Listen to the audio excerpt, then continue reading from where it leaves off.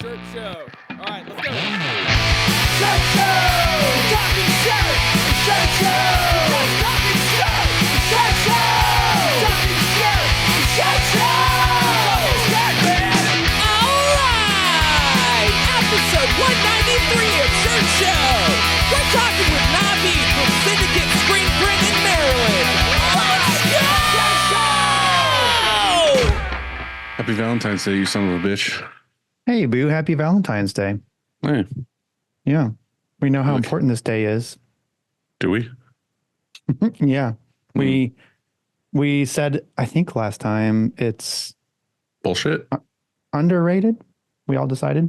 Mm-hmm. Yeah, that was the answer. Right.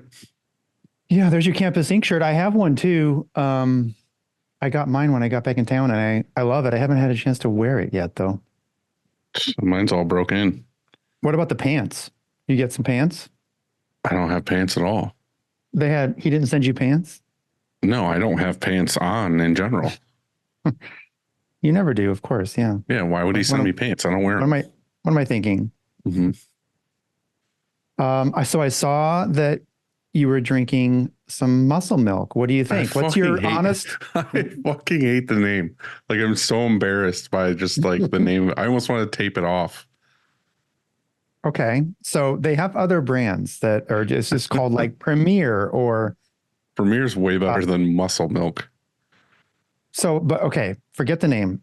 Just give a true, honest review of what you think of it. How does it taste? And have you noticed?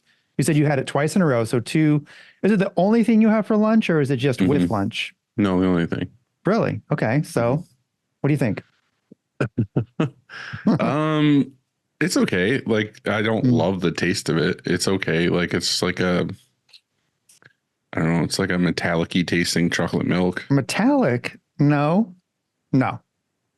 It's not. No. There's no milk in it. It's not fucking chocolate pretty milk. much. Yeah, pretty much. It's like chemical juice. It's called muscle milk. That's how they have. It's called milk is in the name. That's how they milking make their muscles. They make it from the protein comes from dairy. Some guy named Dairy. Forget it. I just whatever. I can't even. As you know, I'm debating is like no. Forget it. Like today's not a good day. Today's not a good day to like argue about stuff. Right. Let's just whatever. You're on a losing streak.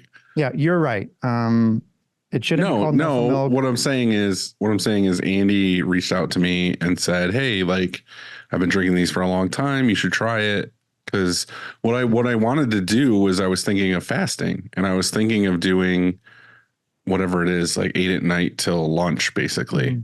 But the problem for me is like breakfast is my favorite meal of the day. Like if I had to skip any meal, breakfast is my number one. Like I don't want to skip it. You can't have breakfast for lunch. Wait, you mean what's called brunch? So like you mean you like breakfast because it's your favorite meal because it's like it's filling and you just like eating breakfast, or is it just the flavors, like the options, like eggs and toast and all?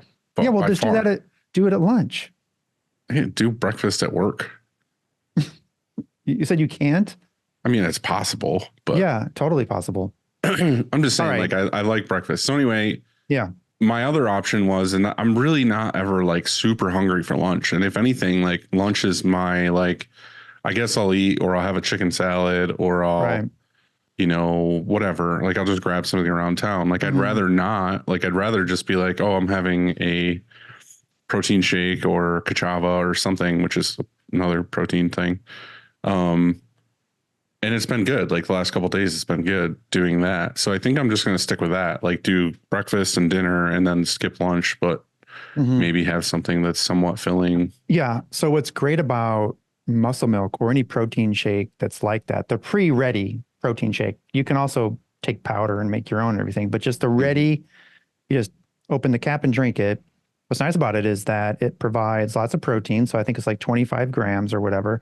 And then it provides 1 gram of sugar. So it's very low in sugar because you don't want, if you're consuming that sugar, then you're going to crash like an early, you're going to be starving. The muscle milk one says no sugar added or whatever. So. Okay. Well, then even if it's 1 or less than 1, that's good. There's some natural sugar probably in it, but Did it's you very low. do, we're getting super into this. Yeah. Did you do the math to figure out like how much protein you should have a day? Like you personally? I did, and I can't remember where it's at. Is it 100? Hold on. Mine's Talking about- 109. Mine's 189. What is that? Just based on height, weight, age? Yeah. Okay. 189 grams of protein a day. Yeah. Okay. So what, like how much is like, do you have eggs this morning? Yeah. Okay. So look, I mean, I haven't done the math on like my daily whatever, but how much protein this is riveting conversation. in an egg? 6. So how many eggs did you have? 2. Well, you need to get 189. Let's see. You're going to have how many eggs? 189 divided by 6. You need 31 eggs. So you just like at Costco, they have you can buy them in 24 packs of the. I'll just hard boil them and just fucking down them all day long. Every day. Yeah. Well, this is why you need to have a protein shake, is because you knock off 25 and then you only have to have maybe an even 2 dozen eggs. Another 150 grams. Yeah, you're fine. It'll be fine. They're delicious. You said it's your favorite fucking meal. So just there you go. Me and my son have haircut appointments after work. And then my daughter's like, can we go to Olive Garden for dinner? And I was just like, oh my God. Well, as long as you just get the breadsticks, of course, then. I don't even like the breadsticks, to be honest. Well, I haven't been in so long. I don't know, but they used to be good. It's just like so garlicky, salty, like burns my tongue. Yeah. Yeah. Good. Yeah. Good. Okay. But I don't know what they are anymore. I probably would hate it now. It probably tastes. I'm going to get so much shade. I'm going to get so much hate for saying I don't like Olive Garden's breadsticks. I don't know. I think it's okay. We're going to, so it's Valentine's Day today. Yeah. And we have reservations on the Hill, which is like a little Italy in St. Louis, at this pizza place. And so we're going to have just like a pizza. Yeah. I think it's called Pizza de Giorno. Nice. Pizza di giorno. It's Stuffed crust.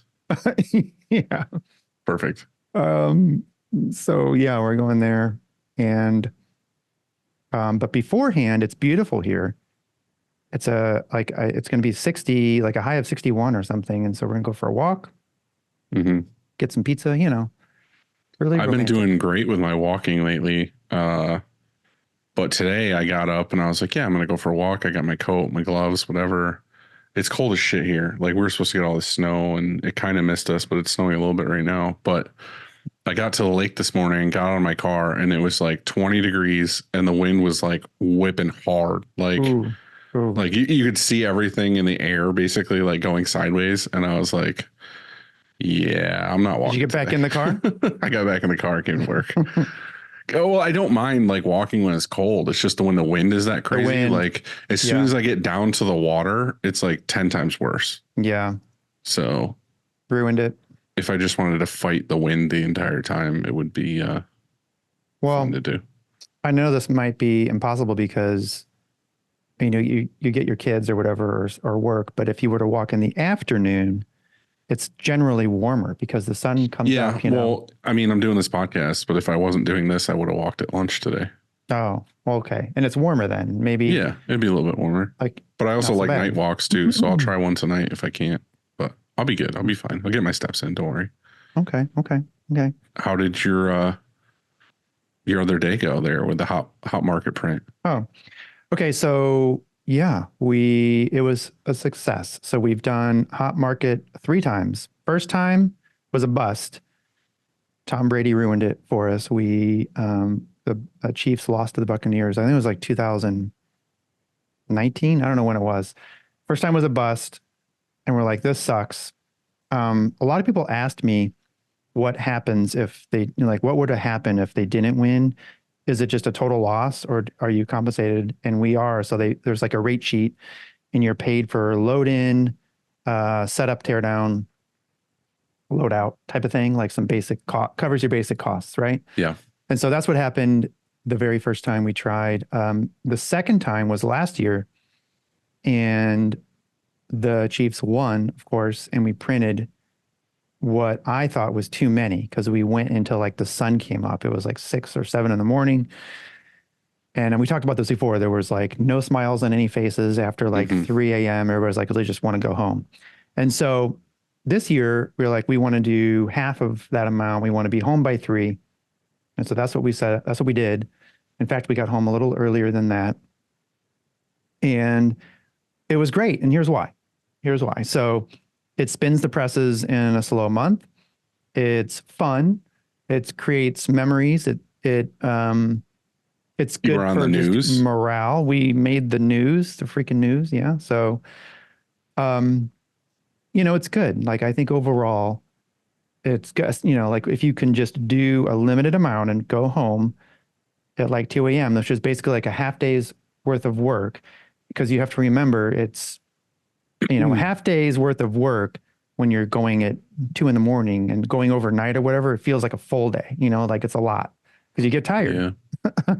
Yeah. And you're already tired by when you start. It's like 10 o'clock. That's like bedtime, Dylan. It's 10 The only p.m. thing that sucks about this, and you don't have to do this, but you were smart to do it, is just like not working the next day. Like Right. you lost all of Monday's production basically because you worked at night on Sunday. Which is fine because this time of year, we just squeezed it all into Tuesday, Wednesday, Thursday, Friday. So, put it into Right. 4 days. Yeah. This time of year, it wouldn't work. We'd make it work, but it would be more difficult, if we were busier. But right now, it's good. Do they pay up front, or is it something you have to wait like 60 days to get paid? No, it's not 60 days. It's less than that, but it's terms. And so you have to be okay with that also. It is like, The nice thing is they're supplying the shirts. It's not like you're fronting the cost of the blanks. yeah, like we didn't front the cost of anything, I guess, but ink, and some labor. Time. Yeah. Yeah, time. So, it's fine. Like I said, it's good. It's a good experience. It's a memory. Like I'll never forget it. I'll never forget. Right. It's different. It's just really different than your normal production. The design looks simpler this year than last year. It was easier, and they, it's their design and it's their SAPs. Like we don't have any say on what's underbased or anything like that.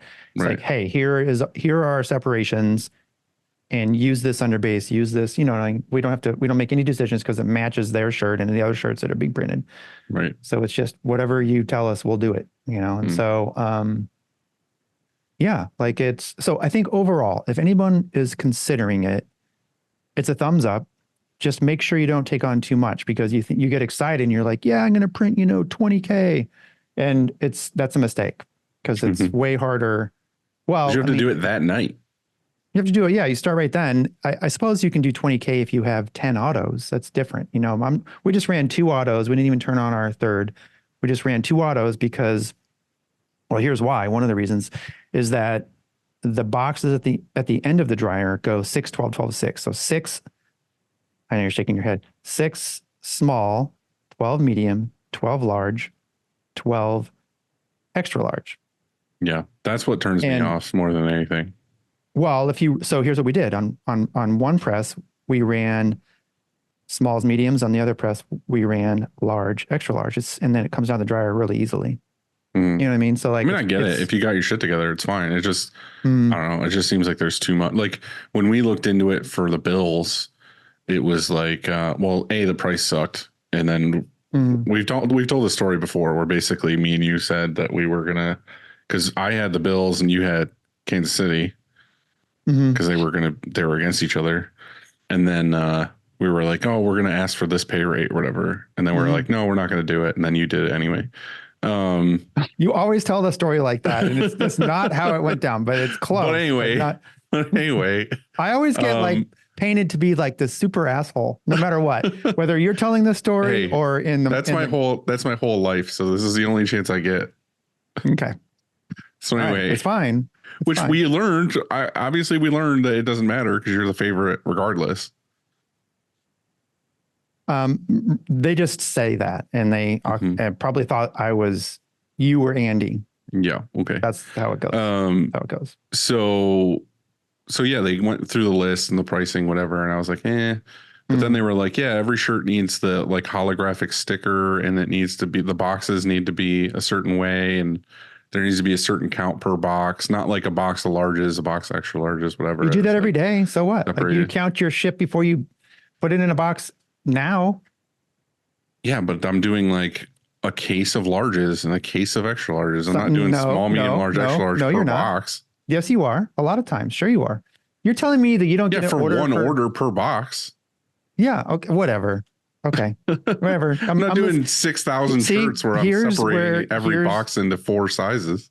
Here's where I make the mistake. And here's where I made the mistake this morning. And here's where I'm not going to make the mistake now.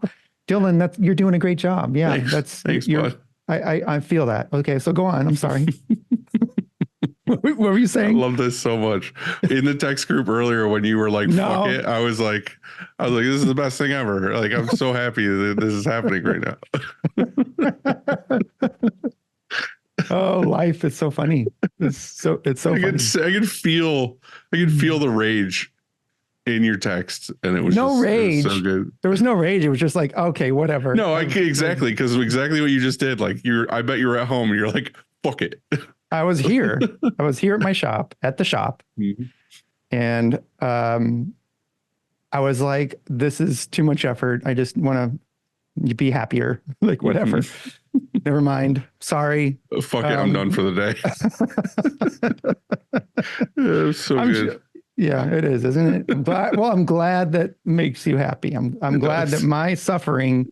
It made me eternally happy. Great. I'm so makes me feel good that I made you feel good. So before I get to this, we have a couple things.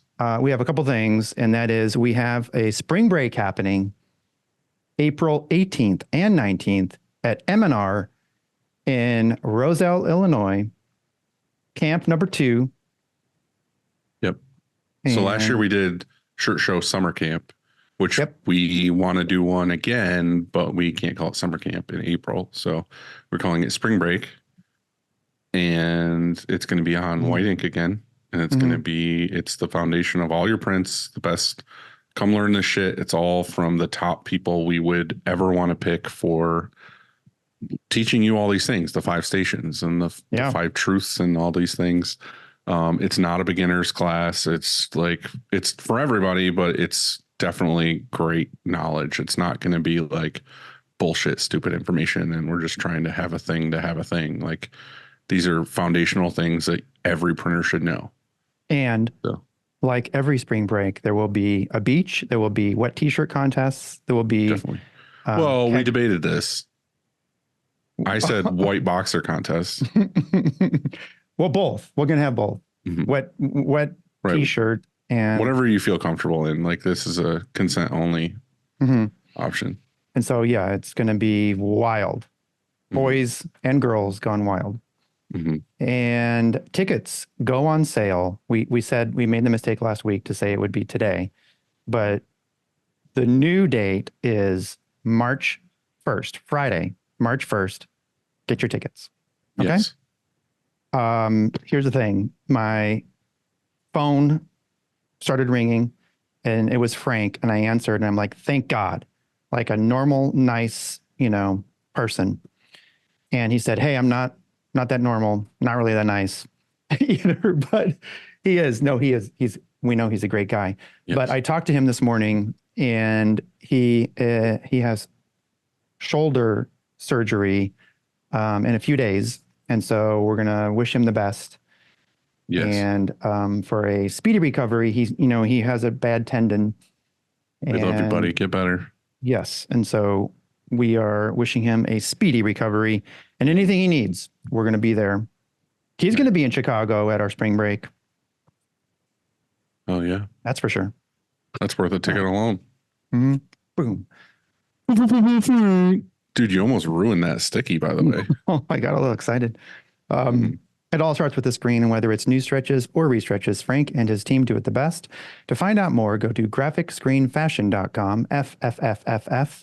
Rank.com. Or greatfuckingscreens.com.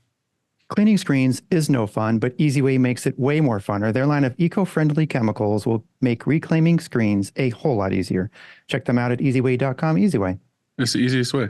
Do you know our friend Nicholas Wood is on another podcast called InkPod, and he tells his life story? It's worth listening to. It's got to be exciting. Yeah, Makes the man. He totally is. He's a natural. too. Like on Nick's like a guy like 100 and 200 years from now, they're going to have all these like myths and legends about this, infamous Nick Wood character. Like there's no way this was a real human being, but you find out he is. He's real. And Nick, we wish you a happy Valentine's Day, and we miss you and we love you. GraphX is the source for production-ready digital art and remote art staffing. Go to graphicsource.com to learn more about what they offer and let them run your art department so you can focus on running your dreams. Your dreams. That's true. And this, the business a lot of times is someone's dream, isn't it? Yeah. Yeah. Well put. Well put. Thanks, babe. Check. I like you. Wish you were my Valentine today. We were eating pizza instead of Joanne. Choosing the right emulsion for your shop is complicated, and that's why we love Chromaline. Go to chromaline.com to watch Kev's vids or contact him on the IG at the Emulsion Guru and get the answers you need. If you're not using DTF or screen print transfers in your shop, you're doing it way, way, way wrong. We have partnered with Howard Custom Transfers to get you the transfers you need fast, so check them out at howardct.org. Or com if you're really trying to find them. It's probably better. Right. Use that one. We did it. We're here. A couple things before we get into that real quick. Yes. One, we have not done this in a while, so we don't ask for a lot. It's just us. We give you our time. If you could at all possible share us on Instagram that you watch the show in your stories or whatever, or go to YouTube and give us a thumbs up or leave us a comment or a little tasty something or a review or something. Just let us know that you're listening and you care and what you think. Or on YouTube, say, hey, you guys are a bunch of fucking morons and that warms our heart. Stupid. That kind of stuff warms our heart. Yeah, it just lets us know we're doing the right thing, Yeah, this show is free. The only price you got to pay is a like or a share. So you're seeing this right now and you're watching us on YouTube. We're looking right at you. Like fucking hit the thumbs up. That would be great. It would be. Or, you're listening on Spotify or Apple, like just, do a little screen share and screenshot and share it with your buddies on Instagram. That'd be great. That's right. So let's pause right now to give him time to do that. Ready? Right. Yeah, right now. All right. Also, real quick before you do this, I'm going to do one more. Okay. And I haven't made a post about it yet, but we are in talks of doing, and we're going to try it out and see how it goes. But we're going to do Sunday Night Live. Oh, yeah. Me and Andy go live on Instagram on Sunday nights. Well, this will be out after. Right. So this will be the Monday after the first one. But for SNL. the future, we're going to try to keep doing these where we're going to get on and we're going to just talk about our week for like a half hour. We're going to be there where you can ask us questions live.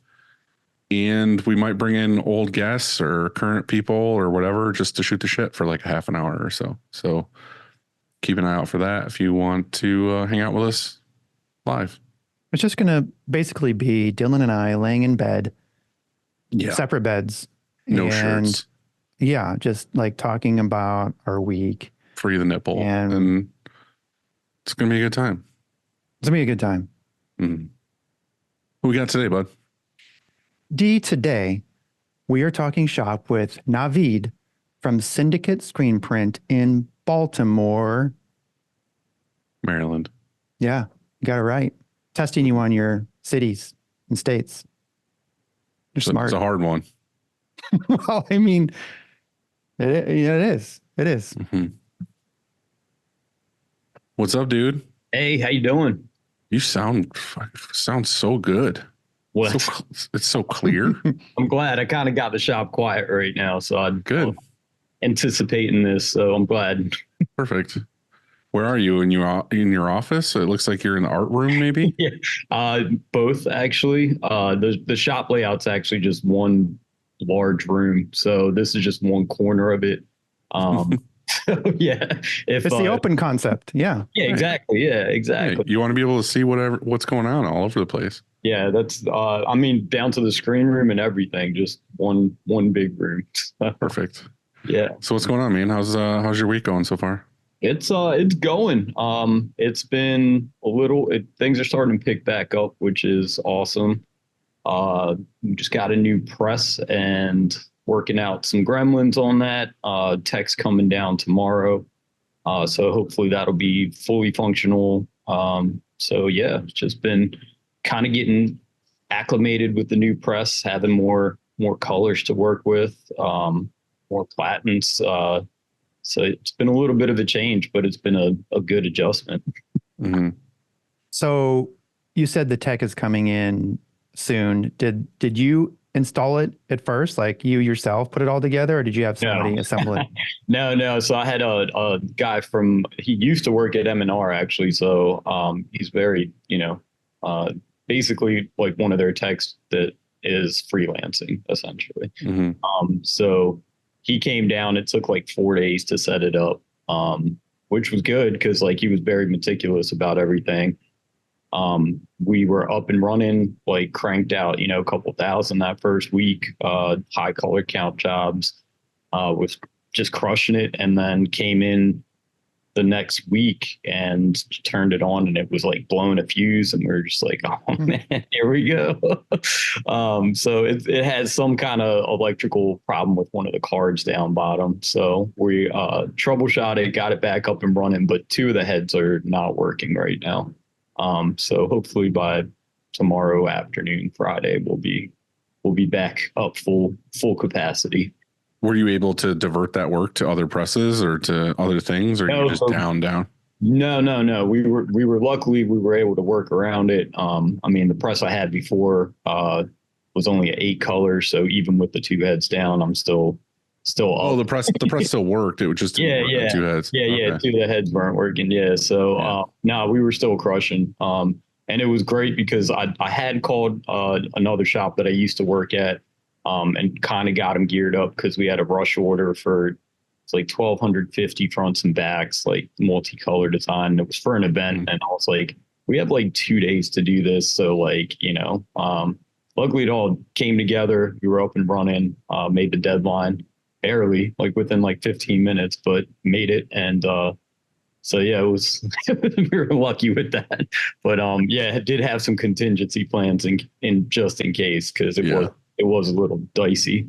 What's your guys' protocol on that? Because that's something like we've struggled with here and there because I mean, parts are expensive, but you kind of need to have some shit on hand. Andy, do you have a bunch of like spare parts for your presses to where you can just grab it and go? Or are you just well, you're close to M&R, so you could just obviously. Well, we're still an overnight ship. And so you could be down. I think we have some of the basic spare parts, like the easy prox switch or something like that. We have some of those things, but we don't have everything, and so you're right. Shouldn't you have a kit of, I think we mentioned this actually at the day of ideation up at M&R. We said, or M&R should just have like a extra, like a spare parts kit. Like exactly. So what if you did this? What if you crunched the data and you said, hey, here's a list of the most common. They would know. They would know. Like, they would be like, we sell so many of these. Like there's so many. Right. Here are your top 10 or whatever it is, top 25 parts that fail. And, we can sell this kit and you'll just always have it so that, we can diagnose it and you can be up and running the same day. The thing is like, what does that kit cost? Because some parts are more expensive than others. But then you have to, on the other side, weigh it with like, well, what does it cost to be, down a day? You know what I'm saying? So like, does it cost more? And so we talked about that though. We talked about the kit of whatever, of like, what would it be, like a hero kit or something, some kit that would just save your ass, They should have it. But as soon as you buy that kit and you feel good about it, it's going to be a part that's not in that kit. Yeah. Right. That's what's going to happen, which is funny too, because this is a total side note, but it's sitting right here on my couch. Me and Christina were having a conversation about this a little while ago where we were talking about those, I don't know if you've ever seen those choker, like if someone's choking, you put the thing on your face or someone else's face and you like pull the plunger and it like pulls the thing out of your throat that you're choking on. No. So like I had one of those in my cart and I also had a fire blanket in my cart. So like if there's a fire here, a fire at my house or whatever, like you throw the blanket on, it puts the fire out. Like you don't have to like freak out or like try to find whatever it is, baking powder or whatever it is on it, something to put it out. You just have it on hand. But then you look at the bill for buying something like that, like a fire blanket or the choker thing. Like choker thing's like $100, and you're like, oh, I don't want to buy that. It's $100. But the truth of it is, in the moment when you're choking or your kid's choking, you would pay $10,000 to have them not choke. And I feel like it's the same thing with like the parts for the press and stuff. It's like, oh, I don't want to buy that $300, you know, relay or whatever it is. But the truth of it is when you're down and you're like, fuck, I got like 10 jobs I have to go out today. You would gladly pay that $300 for that part. You would. In his case, though, that card is probably not common. Oh yeah. To fail. It's not something you would ever want. Or How much did it cost? Do you know? Like well, also, so I got the press refurbished from a company. They're great. Like their support is like top notch. And Okay. Jersey. So like he overnighted parts to me. And then like he's always available for like FaceTime and stuff like that. So super lucky with that. And then he's actually coming down himself tomorrow because like he was just like, dude, I'll just come down with some other stuff and take care of it. So luckily I'm still under warranty, and that's why I got my first press from him.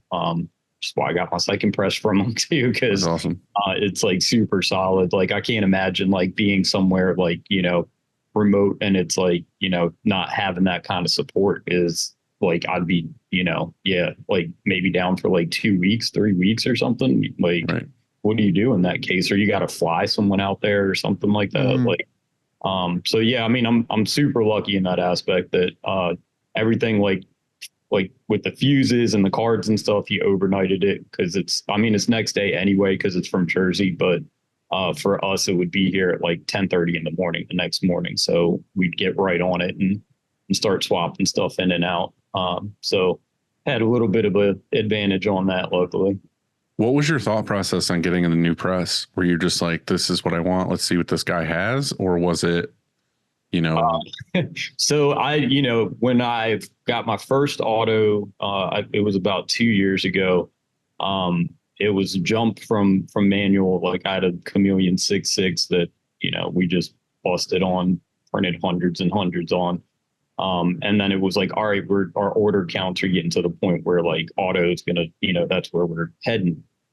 So I was like, you know, all right, what can we afford? And at that time, everyone's advice was get more heads than you think, or, you know, get a bigger press than you think. And I started looking at Diamondbacks, which, you know, it was like I forget what they're like, the entry level Diamondback. I forget. It's like a 6, I don't know, 8 or so, I don't know, something like that. Sounds right. Yeah. Like Yeah. it was like, all right, well, that's just basically another manual. So that doesn't make sense. Right.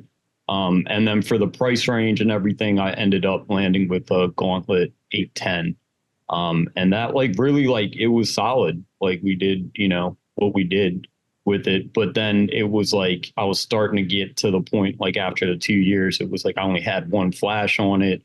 It's running a lot of revolver mode. And I was like, oh man, like we're just standing there like twiddling our thumbs, like watching it spin around. And then even like looking at like, you know, I could have probably patched over with just getting another flash and like, you know, going that way for a little bit. But it got to the point where I was like, you know, if I can sell this one and get what I'm trying to get for it, and then, you know, have the difference on it, then I can just have another press paid outright. And that has been, you know, I mean, our production capacity's gone up like 50%, obviously on the revolver mode jobs, and then color counts up 40%. So it's, you know, it's already paying for itself. And it's already made life so much easier. But I'm also like, now I'm like, oh man, like, am I, you know, in like 2 years, I'm going to be like, damn, I should have gotten like the 16, 18 or something like that. Dylan and I say no. We say that the days of the large, like I'm kind of thinking that the 14 color is the sweet spot, because after 14, then you just switch to DTF most of the time. Obviously, if you have, you know, 3,000 pieces to order, to print, then maybe that's too large. You know, like right now, unless you have one of those carousel heat presses, then maybe not. But you know, like we sort of think that 14 is where it's at, honestly. And so I could see that. I mean, I think that, you know, if we can't get it done with like an 8-color sim, or like, you know, if we max it out and go 10 color on it or something like that, then yeah, it's like, should it be even screen printed? Yeah. The funny thing is I feel you when you were talking about the 810, because that's what we started with. Our first auto was a Sportsman 810, and I was just having this conversation with a distributor the other day that came here, and we were talking about stuff. He was like showing a new guy around that's this new sales rep or whatever. And we were going through the showroom and we were looking at shirts or whatever. And I was showing them this shirt that we've had on the rack for forever. Like, I don't know, it's probably been here like 10 years, where back then the thought of everything was, okay, how do we get every design we want, like high-ish color down to 6 colors? You know what I mean? You were always like, how do I get this to 6? How do I get this to look good at 6? And it was just like the constant battle of, okay, well, this design has like 5 greens in it alone. And then what I was showing him was this design that we had of a dragon or whatever. And it had like 4 different shades of green, but we used 1 green. And it was like green on a white underbase, just half tone dots, green, no underbase, which was a darker green, green on the underbase, and then green on the directly on the shirt as a halftone.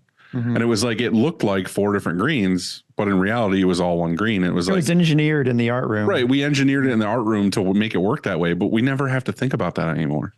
Like, I know you're thinking about, and I know you're thinking about on press and time saving and all this other stuff. And like you said, you'd be like, oh, this is going to be 3 spins and I only have 1 flash. And it's just like, oh, this fucking sucks.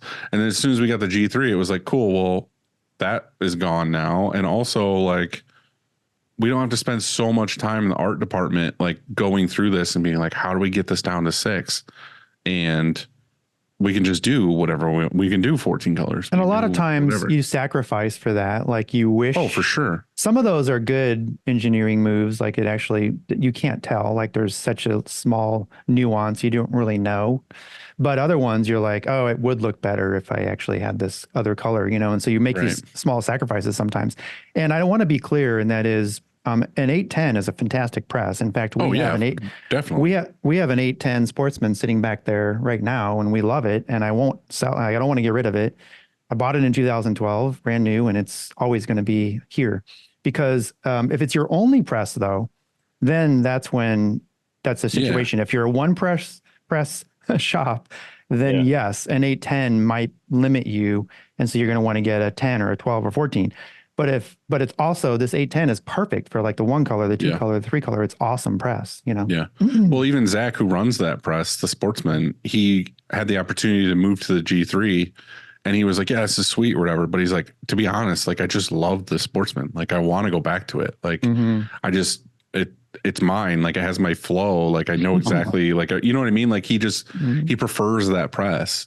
And it's just funny because, like, it's a tool that's meant for that, like 1 to 4 to 5 color prints. Yeah. But if you're using it as your solo press, and every job that comes to the door, you're like, how do I make it work on this? That's when it sucks. And we even have, I feel you on that for sure. We even have 2 flashes on our 810 to help things. Like you said, it patched it, and it does help things. But what you just said made me think that I do love that Sportsman, and because I feel like I'm one with it. I love the Cobras, but here's why I love the Sportsman is because the up down of the pallets, how I love the flat indexing, don't get me wrong, but I super love this up down, because when you're loading, it drops and then it spins, and you just know, like, you know, in your head, when it's coming. The timing of it, like it's a beautiful thing. You get in sync with the up down. Whereas a flat just all of a sudden leaves, you know. It's like driving, at this point, it's like driving a classic car. It's like you pulled it out of the garage, you feel good in it, you know what's going to happen, you know it leaks oil, but you still love it. You know what I mean? Like that's what's happening. But stoked to hear you got that new press. How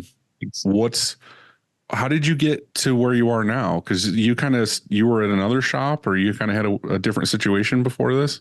So I have a colorful past. I got in a decent amount of trouble in my early 20s, and ended up in prison, actually, from drug charges. And in prison, I ended up like working, essentially, and it was like started out like in the kitchen of the prison and, you know, doing stuff. And like they eventually like let me go out on like road crew. And like we were the guys that were like on the highways, like cleaning up trash or like doing, you know, whatever. And then my last year and a half, was incarcerated for 3 years. And then the last year and a half, I made it to a camp where they had something called Industries. And it was essentially an embroidery and screen. I mean, it was an embroidery and screen printing shop. And, I don't know how they worked it out, but they basically used inmate labor to run it. And they were under, you know, we actually got paid. It was like 50 cents an hour at the time, which like prison money is like, oh man, dude, like, you know, but so they moved me there. So like, I was lucky enough to like work my way to like a minimum security. And then like, Did you just go there daily? Like that was like, it was a screen printing shop, like a normal screen printing shop. It had nothing to do with the prison other than that they used prison labor. It was like this kind of like camp almost. And then it was like one of the buildings like on it. So like you'd get escorted from like your like cells or whatever to the Industries, which was like the other building, which the shop was at. So like, what were you printing? Like, what were these jobs? They were all for nonprofit and government contracts. I think that was like kind of whatever, like the tax law or like however they had it set up was, Right. So they could do like churches and like county government and like police and firefighting, you know, stuff like that. But they couldn't take like outside, like just like a streetwear brand or something. Well, that's what I was wondering, if it was just like these people, no offense, but like these people placing an order and then it's just like a print shop full of inmates like printing your stuff. Yeah, no, it was mostly government, like, you know, like government contracts, firefighter, first responders, and churches. That's what kind of equipment did you have, or did they have? So I was on the embroidery side, and they had 3 6-head Baradins, and I was actually an operator. So that was like my entry into any of this, was like, you know, getting taught by another inmate, like with COs watching us, and like it's like, all right, like you're running this embroidery machine. So I was actually embroidery operator, and then got shifted around and like ended up digitizing the designs like in-house, because they obviously weren't using the digitizing services that we all get 20 phone calls a day for. Seriously. And so, I mean, I ended up there, like I never even touched the screen printing side. And then I got released, and I like was like, well, I don't know how to do anything else, because I spent like most of my formative years, like my 20s, and like when everyone was in college and like, you know, doing stuff, I was like, this is all I know now. So I ended up applying to, you know, shops in the area. And one of them was like, actually, one of our embroidery operators is pregnant. She's going to be gone for 3 months if you want to come work for us. So I got a job there, and then she was still working too. So like in the meantime, they moved me to like the digital format, like digital stuff on the.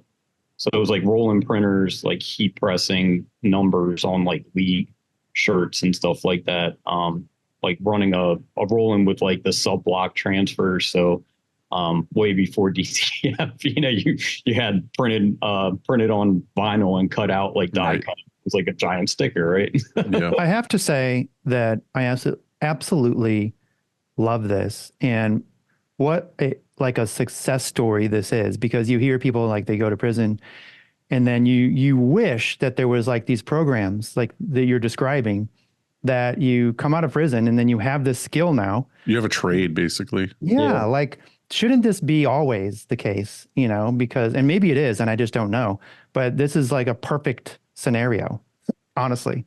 Yeah, I have like a love-hate relationship with it, because it's like it is essentially like, I think they're profiting off of like, you know, it is like 100%. They're paying you fucking 50 cents, dude. Yes, you know. But in that aspect, I mean, like, you know, I wouldn't be where I'm at today, so I'm like grateful for that, and like, yeah, I'm lucky that I was like able to be in a bad situation and like, you know, make the best of it, I guess, you know, or like in that situation. Cause like a lot of prisons don't have that, right? So like I don't know like where my life would be at this point. You know, that's like a whole nother story with like, you know, how the judicial system and like, you know, the prison thing works in the United States is, you know, not so great, you know, people get Yeah. locked up. So it sucked. Like I don't really tell the story all that often because it's like, I don't know. I'd rather have people just kind of judge me for, you know, where I'm at right now, as opposed to like take some kind of special consideration. Yeah, but dude, like just from what I've known you so far in this story, is it's like Andy said, it's awesome. Like you fucked up, you did what you did, but you learned a thing, and then you came out and you were like, hey, like I'm gonna do this thing, and not only have you worked for somebody else, now you're doing it on your own. Yeah, I mean, I do. Like, You know, I am great. That's rad as fuck. Like Thanks. you're contributing now. Like, you know what I mean? It's awesome. Yeah. So I mean, so I ended up like getting out and then working at that place for a while. Still hadn't touched any screen printing. Like, still didn't know. Like, you know, both shops had like uh, the prison shop only had one auto, but this other shop that I got a job at once I got out was like a 3 auto shop. So they were really successful. They were a pretty big operation. And then I ended up like getting an offer from another place that needed an embroidery operator, and the grass was greener. They were offering more money. And I was like, hey, like, yeah, I'm going to go do this. And come to find out, like, the guy was like a real piece of shit. Like, he only needed an operator for like this huge order that they had, like some like 3,000 contracts. So after like a month or two of working there, like paychecks started bouncing. You know, it was like payday would come, and then it was like I'd notice everyone like running out like at lunchtime, and I was like, where's everyone going? They're like, dude, you gotta go to the bank and like cash your paycheck, otherwise like there might not be money in the account. And I was like, what? Like, this is a thing? So that was like my first experience with like, oh, like, you know, not because yeah, it was just like mind blowing to me that like that was a thing. And this whole time you were focused on embroidery? Yeah, so I was still doing embroidery, and then after like the whole paycheck bouncing stuff, like I started looking again. Ended up at another shop. Again, they hired me on as an embroidery operator, but they ended up like needing help on the screen printing side of it too. Is this all in Baltimore? It's like in the vicinity. It's all Maryland. Like Okay. all the locations are like within like 45 minutes to an hour outside of Baltimore. Okay. And then I was basically grunt work there, reclaiming screens, catching, you know, I call it grunt work, but it's actually really integral to the process. So like, I'm glad that I learned it there, you know? So I did that and then same thing, that company was like owned by, it was bought out by this guy that like was a manager at a Target and like a real estate agent. So they had like no screen printing background. Like we're just like, you know, just clueless about everything. And that's kind of where I got on a press. They had like an Antec Legend, and they're like, yeah, start printing. And I'm just like being taught by these guys that don't know like what they're doing either. So I was working there, and they were cutting our hours. Same thing. Company was getting run into the ground because it was just a poor operation all around. And then I started looking again and got hired part-time at another shop that was like a legit, like, you know, they had been in business since Actually had their shit together by the sounds of it. Yeah. So it was like, yeah, like, and they were contract printing for custom ink actually. So I was one of the manual printers. They kind of threw me in there. And I like was still like really bad at printing at that time. I'm not going to lie.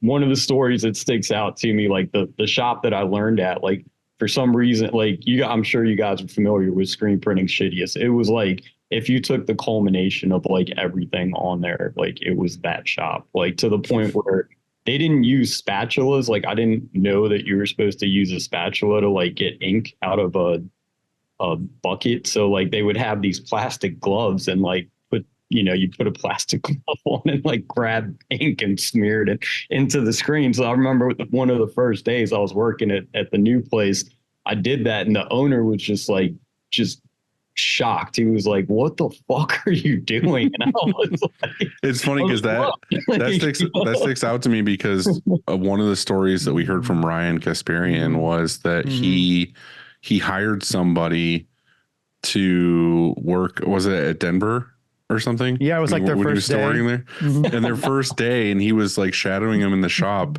and he fucking scooped ink with his hand. Yeah. And he was his bare hand. his No bare glove. hand, and he was instantly like, "You're that's fired." not- Like if you're doing this, then there's a lot more wrong than this.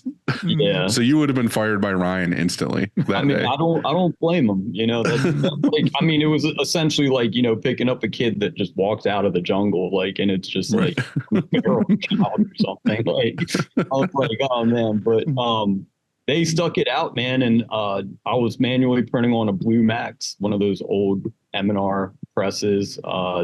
It was a 6.4. Used a hammer to register everything. Perfect. It was great, right? But I mean, it really made me a good printer. After a couple years of like doing, you know, I was printing anywhere from 150 to 300 shirts a day. Well, you had the struggle. Yeah, and it was like, my forearms were, you know, ginormous at that time, and like I just learned. That's like really when I learned about screen printing. You know, like going through. So I worked there up until COVID, actually. And then when COVID happened, I'd gotten like my own thing going on the side, and the owner of that shop is like super cool. I was actually over there this morning. He's like my mentor. Like he's, you know, really good people. He'd always like let me run my own stuff on the side there, like after hours, or like I could like contract through him. And then I'd ended up getting a deal on a Chameleon 6.6 and a Harco dryer from this guy in Baltimore that was like literally getting evicted.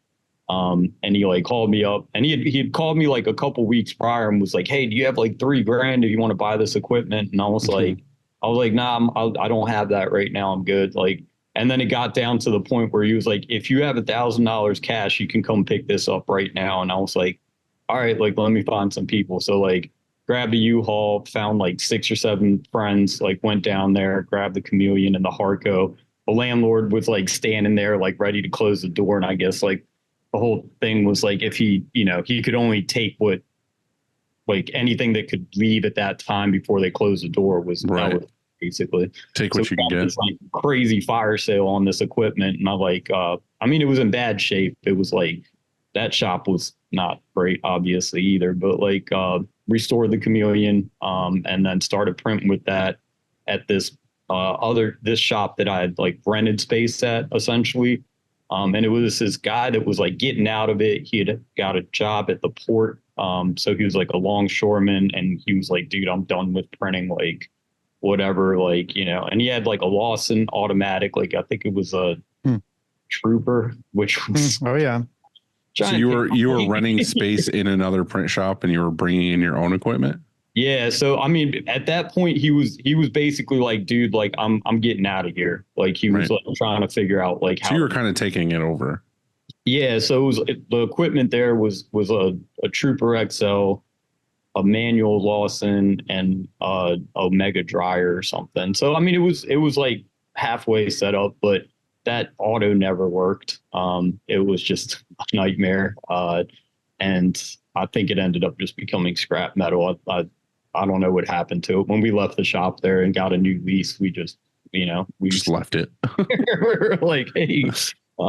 So yeah, so I was doing that on the side essentially. And that was like, from like 2017, I'd started doing that stuff on the side, and then, but I was still working for the other guy too. So I'd go print for 8 hours. So you're printing and then printing. Yeah, dude. It was like 8 hours there, like hour drive to the city, and then like print another 6 hours, and then like go home, chill for a couple hours, and then just same thing the next day. At what point did you make the switch to be like, nah, fuck it, I'm doing it? So it was actually during COVID, when everyone started getting laid off. And, you know, they were like, all right, like you know, just like everyone else, they were like, you know, we don't know what to do. We're laying everybody off. You can collect unemployment. And I think that was like just the final moment where I was like, It gave know, you an out. It gave you a reason to do it. Yeah. I mean, I was like already like, trying to get there, but like the safety net of having that paycheck, I guess, like was kind of keeping me in. Well, the nice thing about COVID is everyone was getting an extra $600 basically. That I literally was say like that was like the kicker was like I got to just start going to my own shop. I was still getting like, the unemployment money at the time, and I was just like setting it up and printing for myself and like doing, as much as I could during that time. Right.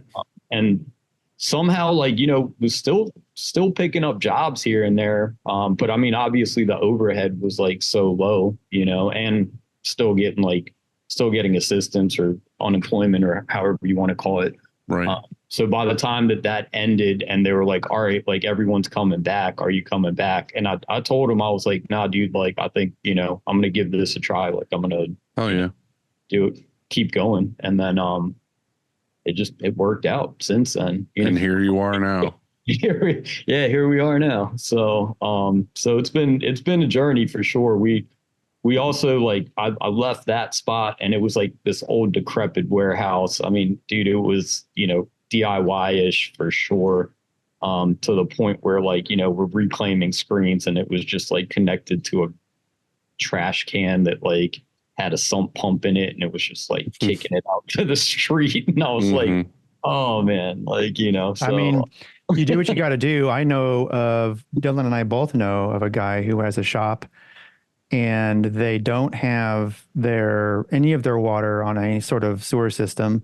And so that it fills up this giant tank, and every single day they drive a truck to a different facility and empty the truck and then drive the truck back to the shop. So there has to be somebody that's constantly for all of their water usage. You know what I'm saying? Like every single day, there's no sewer. They take all of their water off site somewhere else to dispose. Like, that's just part of what the thing that they have to do.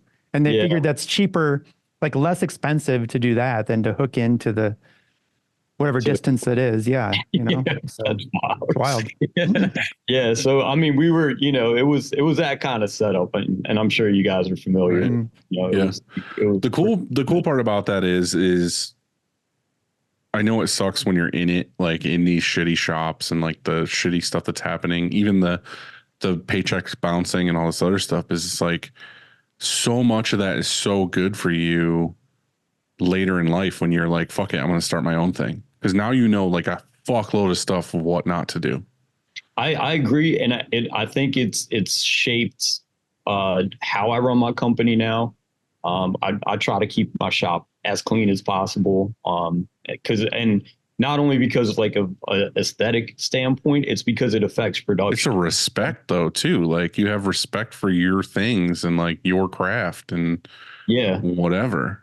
Yeah. So that making sure like the 2 employees that I do have full time now, like dealing with them, like I make sure their paychecks never bounce, So, and just setting up like implements and like procedures and stuff like, absolutely. Like I like saw it happen, or like I was there and did it. So like now I know, right. and have incorporated that into like how things run now. And you're right. I mean, it sucked at the time, but like looking back on it, it's like, it's been great because I think if I hadn't gone through that, then, I wouldn't know what I know now.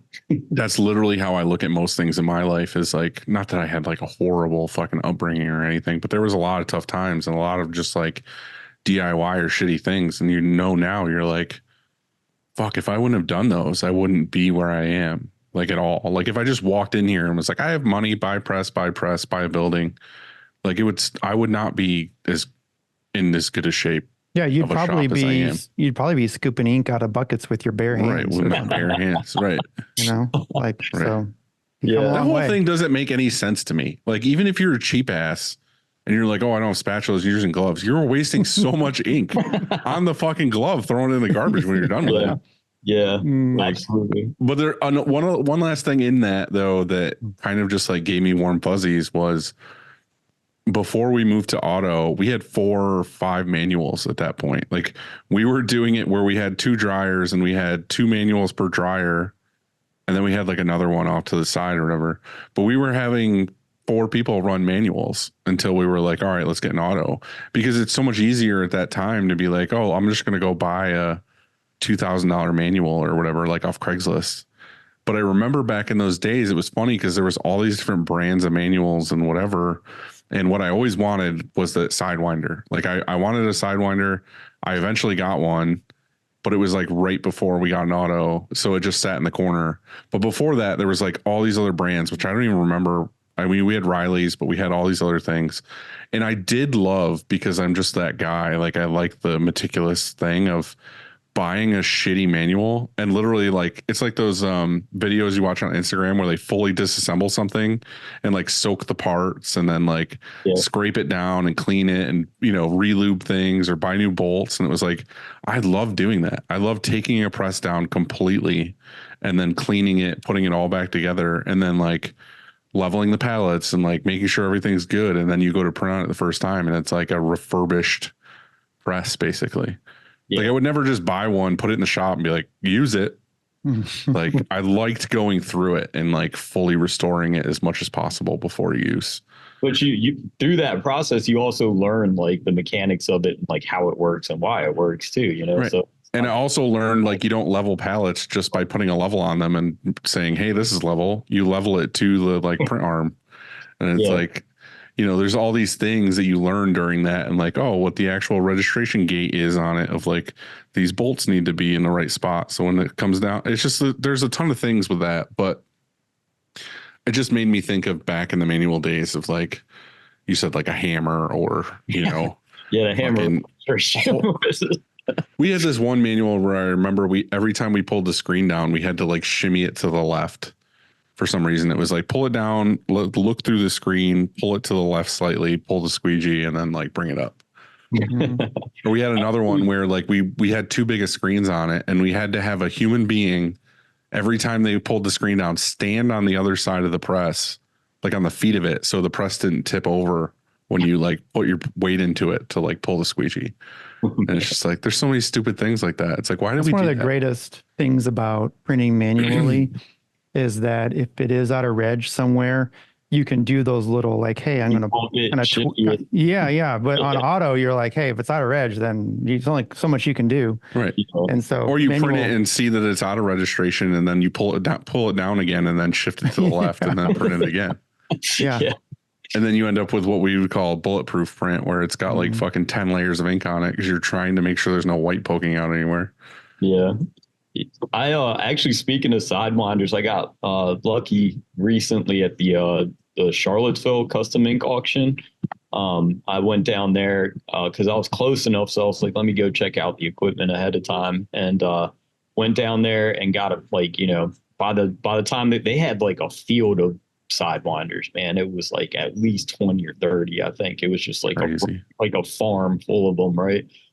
So the online auction, they started just lotting them at the end because, you know, it was just so many pieces to go buy through. 10 Sidewinders. Yeah, and like the first few, I was like, oh man, but I ended up getting a deal on 2 of them, and then took one to the shop that I used to work at, the guy that I was saying that's like my mentor. So he took one, and then I took one, and I actually got like a crazy deal on like a heat press down there, like a Stahl's Hotronics, like pneumatic one or something.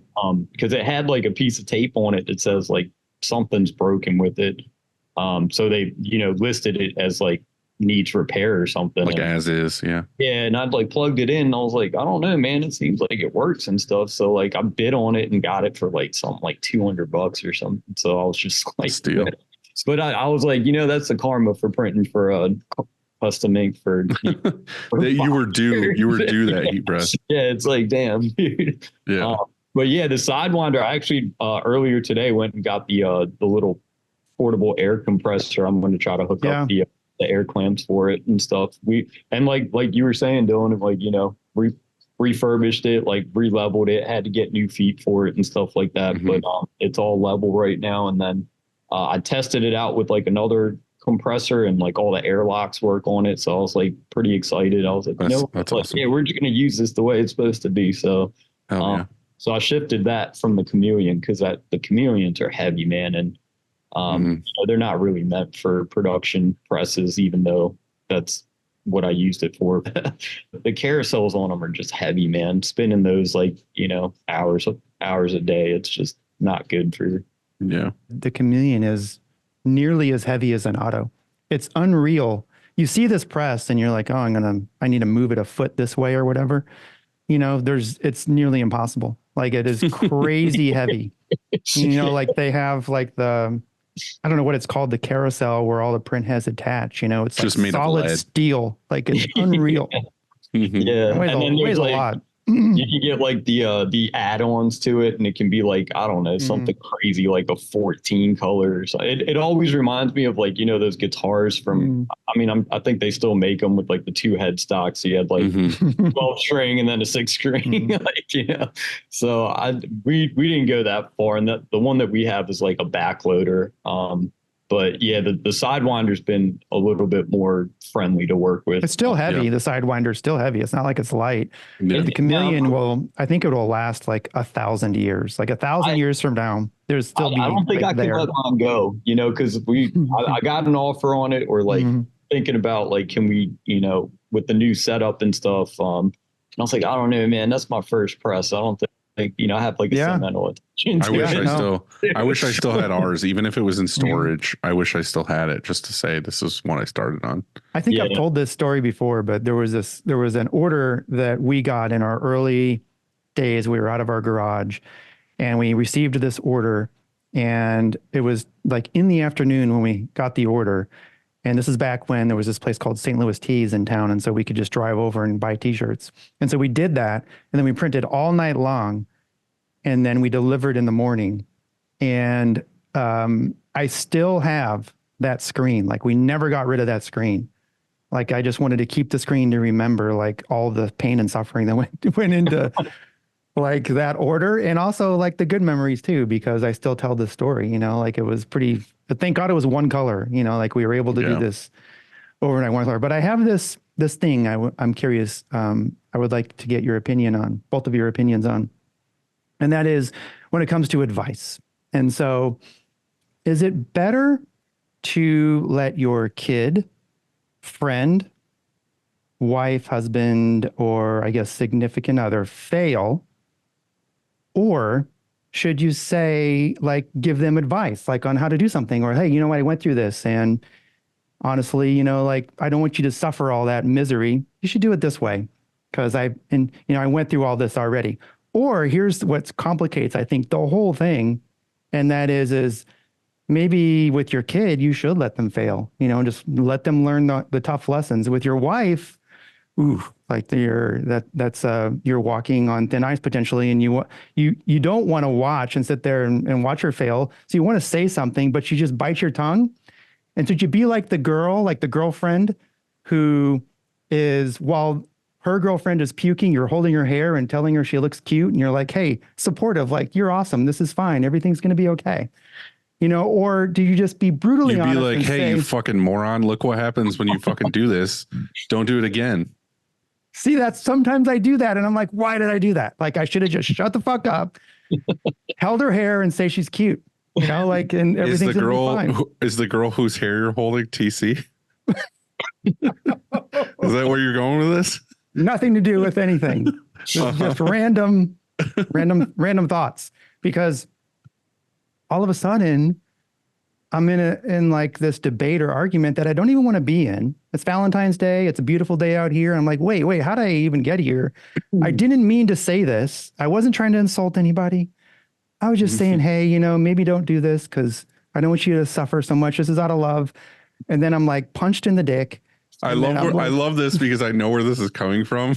And I'm like, well, so here, this is my question, is like, I think sometimes I do things wrong. I'm still trying to figure life out, how to be a better human. And I think that situationally, I get it wrong. And I should have just said, oh, sounds great. You know what I'm saying? Like, why am I having so much trouble with this? And how can I be better? I have an answer, but I kind of want to hear your answer first.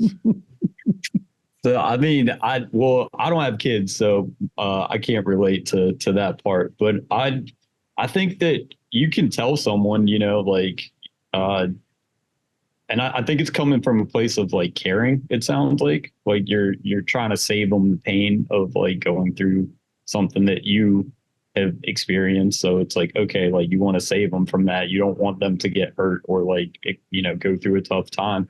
But you know, sometimes you just gotta let them, right? Or in that case, it's like, I don't know, like, and just be there maybe like on the other side of it, like, and just be like that. I told you so. No, don't say that. Well, I mean, I was going to say like that might not help. I mean, I think it would essentially be that, but maybe, you know, just being like, hey, Yeah. look, I still am here. Okay. But I do see like, you know, I see both ways of it for sure. Like there are certain situations that like you can say that to somebody and they're not going to listen anyway. So it's just like, just be like, hey, yeah, you do you, like, and like, be that supportive. Hold the hair and just. What'd he say, Andy? Very eloquently put. You do you. Yeah. So, But to that, it's also the guy you always want to punch in the face. The guy or the girl is the one after something happens that says, "I knew that was going to happen." And you're like, "I will fucking stab you in the face." Yeah. Don't say Like, that. Yeah. All right. This is where I'm going to get in the weeds, but it's also very important to me because I have struggled with this again, this is part of me growing, is learning how to express my feelings and whatever. I mean, Andy, you've talked about this before. I mean, other people have talked about this before, but I feel like a lot of it is in the way you say it. Like, Andy, I'm not going to throw you under the bus. Go ahead. But Like, well, I'll learn from this. We all will. I'm just saying that if you it's like a hindsight's 2020 thing. Like if you see what was said, like for instance, hypothetically, if someone was to post equipment that they were talking about and you said that combo of equipment is the fucking shittiest combo of equipment ever created. That's okay. Whereas you know that person has that equipment. I didn't know. That's Maybe you first say of all, something else where it's like, yeah, that, you know, that equipment was great in its time, but, you know, there's better stuff now. And, you know, there's, you know, maybe don't go that route. So sugarcoat it. Not sugarcoat it, but you're saying like, hey, like this isn't the greatest, but like we can do better. Whereas instead of it's more like anyone who has that piece of equipment is a fucking moron because that's an extreme that I didn't say that. I know, but listen again, I'm not trying to throw you under the bus, but what I'm saying is to the person, and this is where I'm talking about the feelings talk and like how you express things to people. To the person, I know you didn't say it that way. I was blowing it out of proportion. I'm saying, but to the person who reads that's in the shoes of they're in that situation, that's how they hear it. They hear they're defensive because they're defensive and they hear that this is shitty and they feel embarrassed or whatever. Here's the thing. I didn't know they had that equipment. And second, I think this is important, is that I never try to be an elitist. I support, if I'm at a shop and whatever shop they have, whatever equipment they're using and however they're using it, I will support and I will do like a you do you, okay? And like that, this is cool. There is very few pieces of equipment that I dislike, mostly because I don't know most equipment. I've never printed on most presses. I've just printed on my presses, and so I'm never going to talk shit on presses that I don't really know about. I hear about things, but I don't like to spread rumors unless I personally have experience with it. I personally have experience with the equipment that was posted, and I too made the mistake of investing in it, and it cost me time and money and lots of frustrations, and it probably aged me and all this stuff, you know, and so the funny part about that is I had that equipment too. Like Right. Had. I know, which I saw Had. you put in there. Like Dylan said this nicely, but also he doesn't have that anymore either. You don't have that anymore either. And so, Which you said something nice to me, but then also, anyway, we're getting off topic. We're going into this other thing. I'm just saying that I'm curious to hear what the equipment is now. we don't want to say what the equipment was. Okay. It was darkroom equipment, and the thing with that whole thing is that we've all gone through iterations of, fucking Epson printer, printing film to our first CTS. And then we realized that CTS can get upgraded to this new technology and whatever, whether it's inkjet and you switch to wax or you switch to now laser or whatever, it's constantly evolving.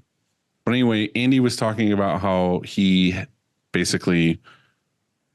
a lot of struggles with that setup in general. When I had that set up too, and I used it for years, and yeah, it had its problems, but we printed some rad shit with it. So that was my argument in that conversation was I printed some rad shit with film. I can make a rad screen with the fucking sun. Right. But should I? Right. I understand. You don't have to be defensive here. Okay, I understand. well, I'm just saying. When I read what you said, I knew where you were coming from. And everyone in the group knows where you were coming from. You were not a dick. It was just funny because you instantly got shade from people and you were like, fuck it, I'm out. I'm out of this conversation. I'm done. You guys can go fuck yourselves. But going back to the original thing, I think that, and it goes back to what we were talking about earlier with you doing the prison thing and working all these shitty shops or whatever. I think it is very important to a degree to let people make mistakes and let them do these things, but maybe sit down, don't knowingly know this guy's going to go do this thing and it's going to get fucked. I know this is going to fail. I know this is going to suck. I think it is good to give them advice and say, hey, I've been there before. This is what I've experienced. If you still feel strongly that you need to experience this yourself, go ahead. But then afterwards, sit down with them after they fail and be like, what did you learn from this experience? You know what I mean? With my okay, kids, Daddy. it's kind of yeah, I'm just saying, I would do that with my kids. It's you want to be you want to be supportive, but they also need to learn the hard way. It's kind of like riding a bike. They're like, oh, I can handle this. I can ride down that hill. I can fucking do this. And it's I'm telling you right now, there's loose stone at the bottom. It's going to be rough. And they're like, no, I can do it. It's okay, make sure your helmet and your knee pads are on. And then they fucking eat shit at the bottom. And then you're like, hey, do you understand now that maybe you shouldn't fucking ride down this hill with fucking gravel at the bottom? And now they won't ever do it again. I'm not going to just be like, all right, well, go fuck yourself, figure it out. I'm just saying, you give the constructiveness, but you also know that it's their choice. It's their life. They need to do these things anyway. And or you just stay out of it. Or you stay out of it. And you take a deep breath of air. You enjoy the blue skies. You just chill. You just stay way out of it. I agree. I agree with that in some sense. I'm just saying, back to what we were saying before, I think you need to have struggles in order to have the rewards at the end. You need to an extent. You need to do those things. But I agree. To be honest with you, Andy, you didn't say anything wrong at all. We were all just giving you a hard time, and it was funny. But it's funny that Navid said, what did he say? Fucking you be you. You be you. Because that's exactly. You do you. You do you. Andy said his thing, and I said, hey, man, you do you. And it was just perfect all around. It was good. Because Dylan came in there the best friend of all, hey, you do you. I'm your supportive good friend. And I was being the asshole or whatever, don't do, making fun of him. And that's just not how it all really was. No, it wasn't. I try to be supportive at all times to my friends and to people and to even strangers in the industry or not in the industry, whatever it is. I kind of go about my day. But my short version answer after a long story long is I think a lot of those things with advice or anything like that is in how you say it. You need to put the other person's shoes on and then understand what they're going through before you just are I know the fucking answer to this. You know what I mean? You need to realize where they are and what they should probably hear at that point in time. And then assess the situation and let them do what they're going to do, or strongly advise them. I think that I was found guilty without a fair trial, but in my defense, I had heard about his struggles with that machine, and I thought he got a new system. Like he was hating on the very thing that I said isn't very good, hating on it. Right. And I thought he got a new thing, and I didn't even know he still had the thing that he hated on himself. I understand. Anyway, like I don't know. Like he's so still, fired up. I don't know, like because I just don't know how the world works. I don't think. All right, I'm gonna have to do some homework when we get off here to. We'll share with you all the stuff that this is, but I hate to like say exactly at this point because I mean, on that point too, I do think, I mean, even equipment related, I think, you know, being it like through my personal experience with seeing certain shops be successful and not, I mean, like the equipment had to be a part of it, right? There was like one of the unsuccessful shops like had an Anatol press, so I'm just kind of like scarred by them now, like, you know, like I don't know, because like maybe like, you know, I got approached by Anatol when I was looking at an auto and like, you know, like did some research into it and stuff, and I was like, you know what, I think I'm just going to go with like an M&R because I've seen like both of the most successful shops that I worked at, but like had full M&R setup. So like, I don't know, there's like some personal experience with it, but I do also think that like, you know, there's, I don't know, like how that shop was run too might have, you know, if I hadn't gone through that, maybe like, I don't know, maybe I would have ended up with a brown electroprint. I don't know. I think to mix mine and Andy's opinion on the advice thing is we both get hit up all the time by people being like, I want to buy this piece of equipment, or what do you think about this, or whatever. And there's so many times where someone said, should I get this or that, or should I do this? And you're like, again, like Andy said, like I've had that, this is the struggles I had, this is what I'm doing. So let's just say darkroom equipment again, where you're like, all right, well, the trends I'm seeing, and I've tried all these different pieces of equipment and I've seen what can happen. And I've asked hundreds of friends that have this equipment of like, what should I do in this scenario? And you're like, hey, like this is where the trend of printing is going. This is going to be best for you. Yeah, it might be an extra 10, 20K, but in the long run, you're going to be way more happy with this piece of equipment because of whatever. And then they're like, yeah, I understand. And you talk them through this whole thing. And then you see 2 weeks later, they're like, yeah, I purchased this like no name piece of equipment. I found a sweet deal on it and I drove 10 hours to pick it up. And you're just like, why did I even bother with this fucking telling you this thing when you were just like, I'm going to buy this because it's the cash I have on hand and I want it right now and I can't wait and I'm impatient and whatever else. And it's like, then you're just kind of like Andy said, I'm just going to stay out of it. They're going to find out for themselves that this fucking sucks and whatever. Like I gave my advice and you didn't use it at all.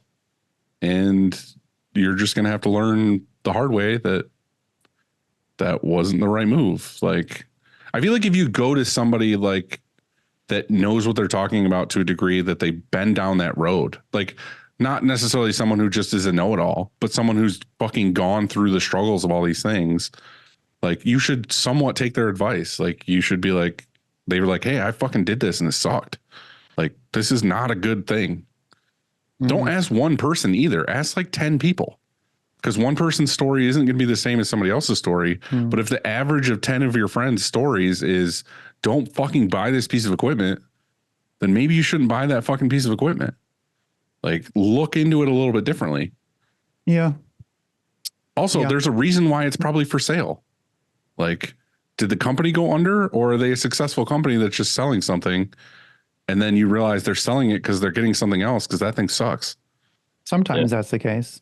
Sometimes it's still good and it just doesn't meet their needs anymore, production wise or something. So, I mean, yeah, you're true. That's what's difficult about all of these decisions. You know, we're business owners.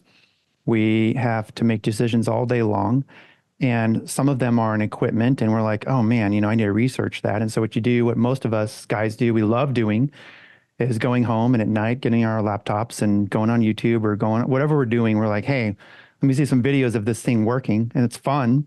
And then you make your best decision. That's what I do a lot of times. I make decisions not based on other people's opinions, and I just do what I think. So I go down that road sometimes too, honestly. And I'm sure we all But I have, also know? think it's 2024 and we have fucking everything in our pocket to just do some research and talk to our friends and reach our friends in Australia and everything else where we can ask people for real world advice that have used those things. Like, True. It's pretty good. so back to what you were saying, Andy, advice, I feel like is a huge tool and you should use it. You shouldn't just be like, well, my way or the highway. And Yeah. Should be cool about it. And it Right. should be more chill. I get it. All right. I hope that both of you watched the Super Bowl halftime. Did you, by the way? unfortunately, yes. I did, yeah. And Okay. yeah. Well, okay, hold on. I shouldn't just say halftime show because that was its whole thing. I mean more like the Super Bowl and catch some commercials because this is my next thing. So instead of over-unders this week, I thought it would be cool to talk about the best Super Bowl ads because I think there were a couple of good ones and I want to dig a little bit deeper into them and how effective they are because, you know, they cost $7 million, by the way. For Do you 30 think seconds. do you think that's worth it? And for a company like ours, of course, we would love to have a Super Bowl ad. But I think there's some effective things we can do that I'm looking at that I learned from sort of watching the Super Bowl commercials and then also talking to some people about it, what some things like we might do this year as far as marketing. And so maybe we could just say your favorite Super Bowl commercial this year, and maybe they're all the same because I know mine. And then we'll just go from there. And then I'll share with you this one other thing about like some marketing that we're going to be trying. Honestly, there weren't any that stood out to me that I was like, oh, that was a really good commercial. Like, I am not a sports person at all. Like, I literally will watch the Super Bowl for snacks and the commercials. Mm-hmm. Like, I can give two fucks about the game. And I was kind of disappointed at all the commercials. Like, I don't think there was any that really like, I mean, you're going to tell me what ones you liked and I'll be like, oh yeah, I remember that. But none of them like, it's not the days of like the Was Up commercials or like, you know, like just there's so many good classic commercials that I just feel like I didn't get any of those this year. Navi, did you have one that stood out to you?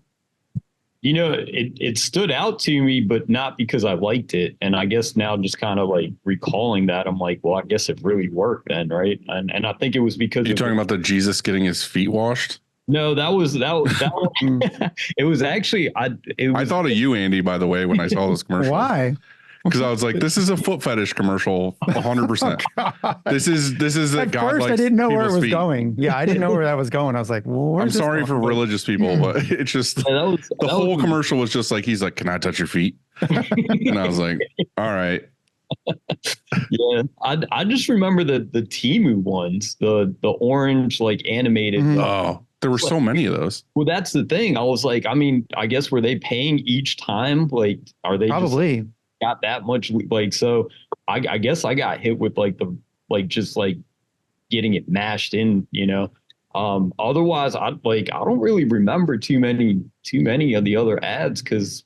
I mean, to be honest, though, I'm like, I was super salty that the Ravens weren't in the Super Bowl. So that was like already like, I was just like, you know what, fuck the Super Bowl now.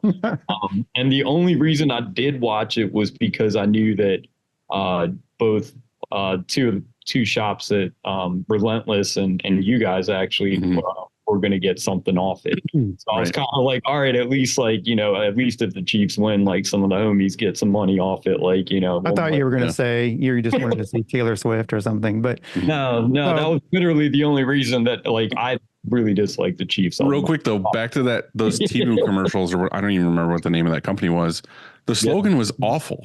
It was like, what was it? Buy stuff like a billionaire or whatever. Yeah. Like, there's no way in hell. First of all, a billionaire is using this stupid ass app to buy anything. I think I think on Temu everything is really cheap. It's like a website.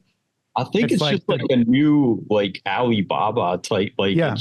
But why was your tagline purchase like a billionaire? Because you can buy a lot of shit because it's cheap. So it's almost like dumb. you're I think wasn't there like another like there was something called like Wish, like the Wish app or something like that. Wish.com or whatever you're talking about. Yeah, and it was like kind of the same concept that it just had like a bunch of stuff that And then it's usually like you buy it and then like it doesn't even match the description. Yeah. It's like very poorly made or something like that. All right. So here's my favorite commercial, and I don't remember a whole ton of them, but this one I really liked, and I liked the Duncan one because Ben Affleck came in there and he started rapping with his like boy band. I was so embarrassed by that commercial. I loved it because of course he was kidding. And then there was Tom Brady over there, like was on keys or whatever he said. And it was just, I liked it because it just stood out. It was funny. And I remembered it. Mm-hmm. And you love Duncan, even like that's a Northeast. I love Duncan, but I also like Ben Affleck and fucking Matt Damon. And I'm like, what level are they at in their careers where they're doing a fucking Dunkin' Donuts commercial? It was for fun. That's what it was. And it's his wife over there. Like he barges in to the studio. They probably paid him tons of money. But here's kind of what it comes down to, I think. And that is sort of like what you said with maybe Duncan or whoever it is. You know, they spend $7 million on the spot, but how much more money did they spend on just creating that ad? You know, like another 7 million or whatever it is. How much do they pay Ben Affleck, J-Lo, right. fucking exactly. And so they spend all of this money, but then there's this other thing that I really like, and it's called experiential marketing. And experiential marketing is just when you have this experience. And so like I actually Googled the definition and I have it here. And it's the process of creating an experience for the customer rather than approaching them through traditional marketing methods. Creating a fun and unique experience is one of the best ways to connect with customers and to ensure that they want to learn more about a brand and what it offers. And so like, here's what Duncan could have done.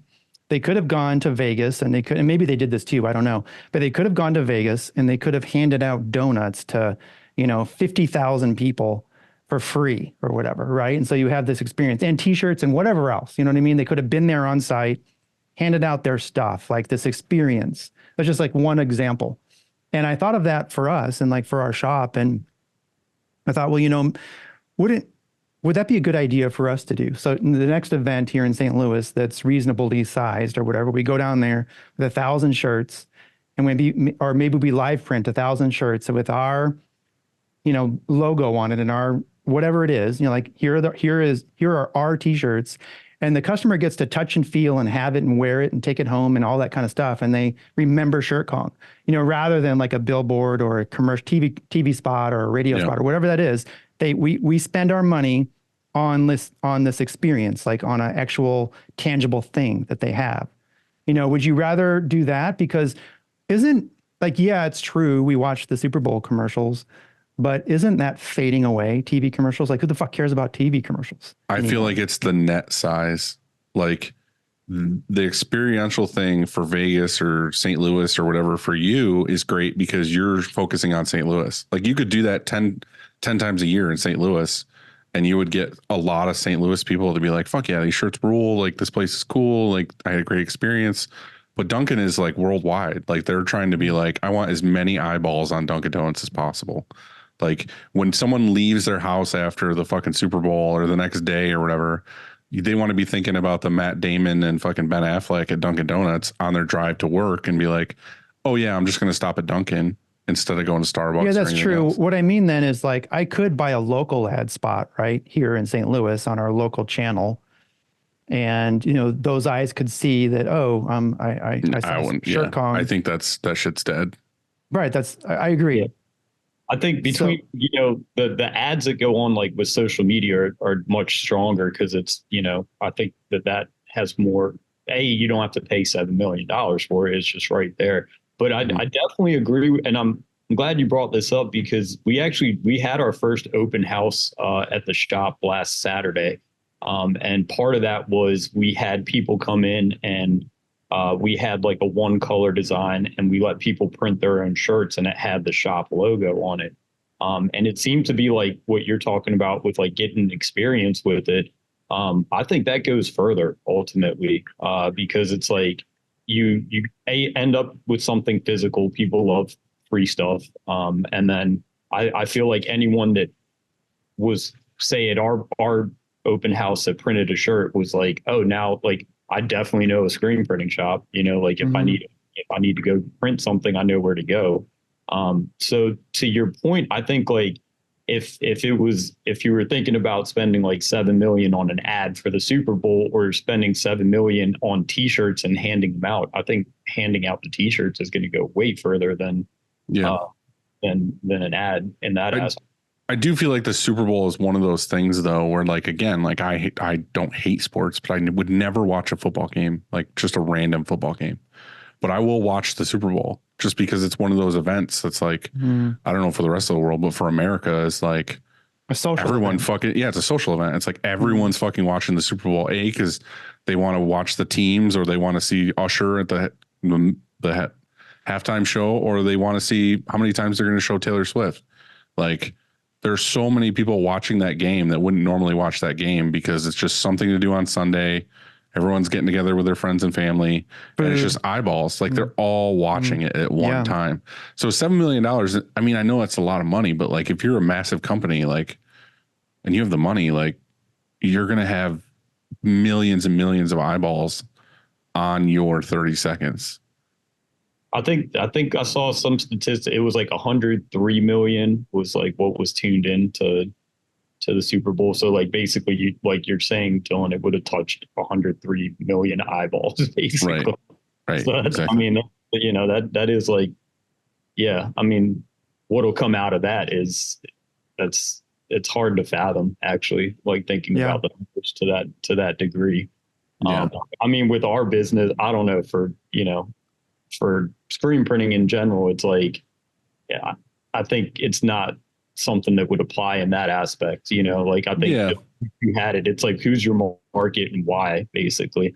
And in this case, it's like, do you want to be like this global recognized company phenomenon or something, or do you just actually want like direct results of like, you know, people being like, I'm going to order shirts from these people? My advice to anybody who ever comes to me that talks about marketing or social media or any of these things is always like, find your niche market that is like where you want to be. It's your ideal customer. It's the ideal artwork, all these other things. And that's where I feel like Andy's idea of doing this experiential marketing is a great idea, because he could specifically be like, I don't know what it is you want to do, Andy, exactly. But if you were like, I want to be the guy in St. Louis that does like bands or music festivals or whatever, you could go do those live print things at festivals. And then all the festivals are going to be like, yeah, we want to hire Shirt Kong for this and we want to whatever. Or you could be like, I want to just focus on schools, and you could do all the live printing or whatever for all the schools. And that's how we've got a ton of business from stuff like that, is doing all these live prints at specific events. And then we just end up with a ton more live prints in that same vein. And then all those people at that event like are like, oh, I own a whatever, and I own this, and I order shirts. But it's like, if you were specific about it and we're like, I'm going to give away 1,000 shirts to this at Comic-Con in St. Louis, then you're going to get a ton of business that's in that vein.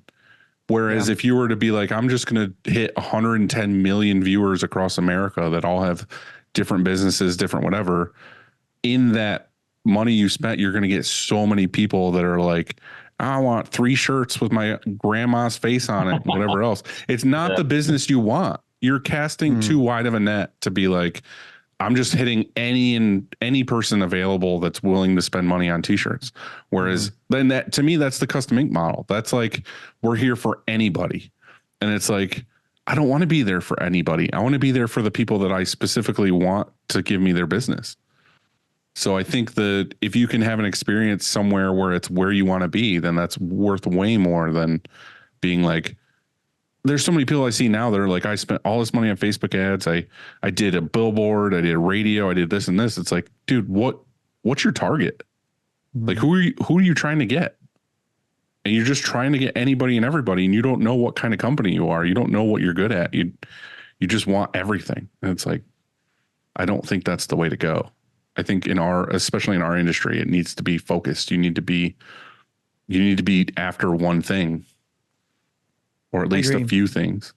A few niches. Yeah. Yeah. That's actually like, so for 2024, that's one of my personal goals, because I have not advertised yet. So I've gotten to the point where I'm at just pretty much strictly off the word of mouth. And I was reluctant to want to start going out there and advertising, because I was actually a little afraid of like the influx that it was going to bring in, and that we didn't have like the proper procedures in place, that you get all these people wanting stuff and then you can't get back to them in time, or like, whatever the case might be. And then that leaves a negative experience. And then that's like kind of how you get marked as, like, it's like, oh, that's that company that like didn't answer our email, or like, said they couldn't do it, or, whatever the case might be. So, finding that niche is, I think super important. And I think that's like, I'm glad to hear it now, because it kind of reinforces like what the trajectory that like I was looking at for this year, especially. It's like, and I keep hearing it. It's like, yeah, find that your market. And it's like, I really like doing sim process designs, and I find them easy to set up and like, run and all that. And it's like, I wish I could get more of that work. And it's like, maybe I need to actually start doing that. Like, this is such a huge conversation. But the thing is too, is it's like, it's actually cheaper and more profitable to focus on one specific market than it is to do a wide net of everything. Because if you were like, I'm specifically into, I don't know, think of something specific like hot Fitness. rods or something, or fitness is a big one. But if you were like, I'm specifically into Sasquatches. a specific Sasquatch. All right, let's say Sasquatch, whatever. If you're specifically into Sasquatch, think of how many print shops are across the US. Like, I don't know what the number is. Say it's a high number, whatever. How many of those print shops are specifically focused on Sasquatch? Okay, so say there's 10. Now you're competing against 10 shops, not 50,000 shops.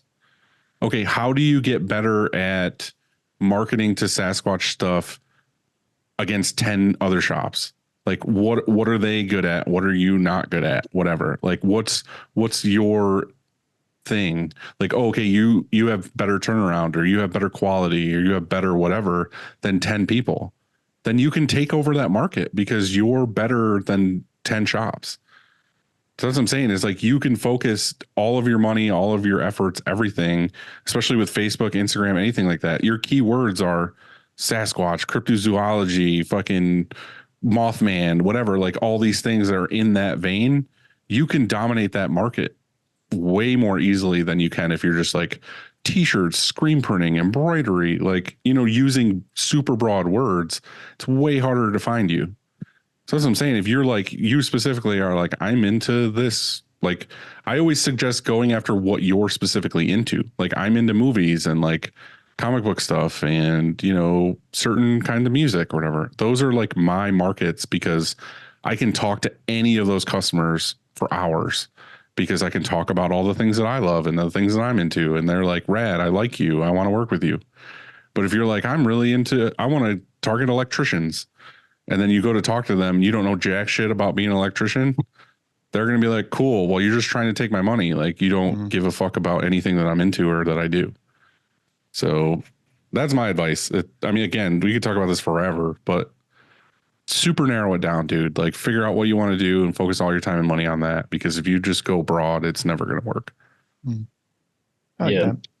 Yeah. I mean, we picked up like a lot of contract printing. I mean, I think right now it's like an 80-20 split for contract printing, and then, picking up clients off the street, quote unquote.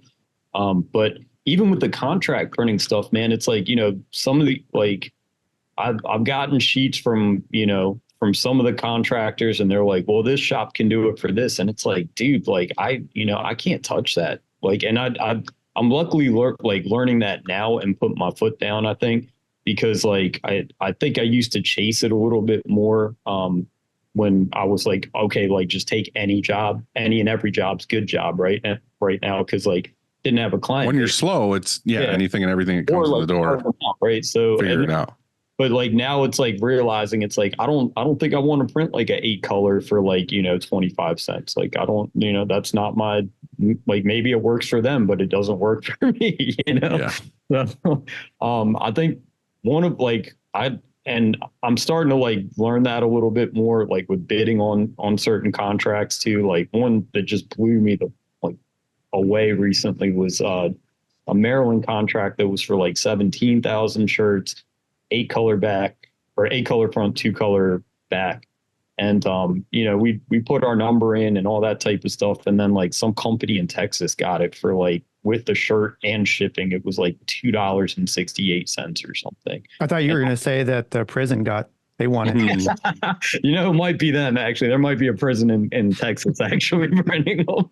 But I mean, I just like couldn't wrap my head around. I was like, dude, like, what do you like? You guys are making like at best, I don't know, like by my guess, it was like 60 cents a shirt or something. And I was like, if that works for your model, that's cool. But I think it's like, I'm starting to realize like how important it is that, you know, every shop is different, you know, you can't just like take, and that's, you see a lot in the forums. It's like, you know, people ask, it's like, oh, can I see your pricing list? Or like, you know, what would you charge? It's like, well, my situation race to the bottom, dude. Different. Yeah. And that sucks. Cause like, I feel like even locally, like sometimes I wish that like there was like almost like a screen printers union or something.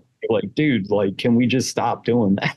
You know, cause it's like, as I said, if it works for that company, that's cool. But like, getting like, I've definitely gotten salty about like learning some of that side of the industry right now and just being like, dude, and then like, to your point, it's like, you know, if you get undercut by like 3 cents, 5 cents or something, and that client's willing to go there. There's no loyalty at all. It's all dollar based.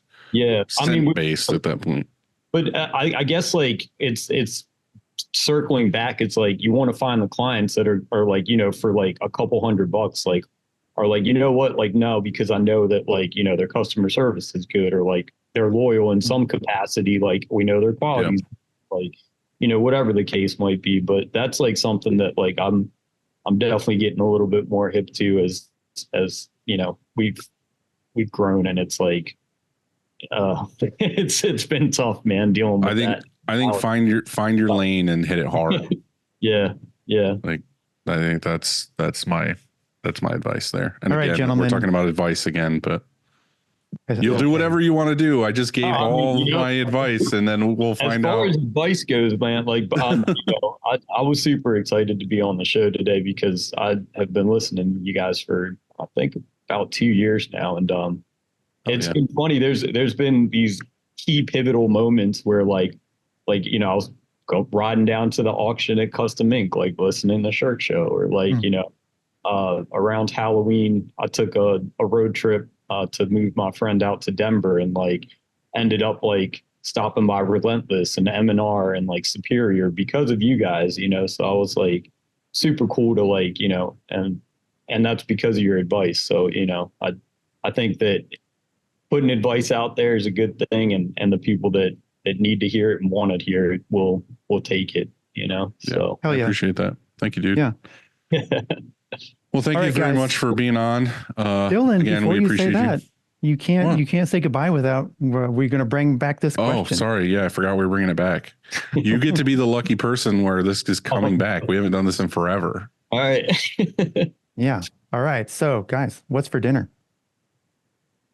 Oh man, what's for dinner tonight? I think I got a Caesar salad on deck. So I've with chicken or just by itself? Actually, no, with chicken. Yeah. Okay, good. Yeah. Definitely can't have salad without meat on it. Apparently I'm going to Olive Garden. So we talked about this already. Breadsticks, man. See, he's all about the breadsticks too. Yeah. I said I don't eat them. They're too salty and garlicky. I haven't had them in years. They might have gone downhill, but they used to be bomb. I think it's just me. Like, I'm just picky. So, Andy, what are you having? I am having pizza. Yep. Oh yeah. You and it's Valentine's Day. Mm-hmm. Yeah, of course. You have pizza on Valentine's Day, doesn't everyone? Why wouldn't you? Yeah. Share a slice with Joe. I like it.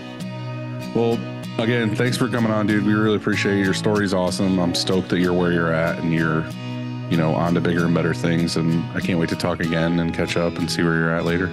Yeah, man. Thank you. Appreciate you guys having me on. It's been honestly a pleasure.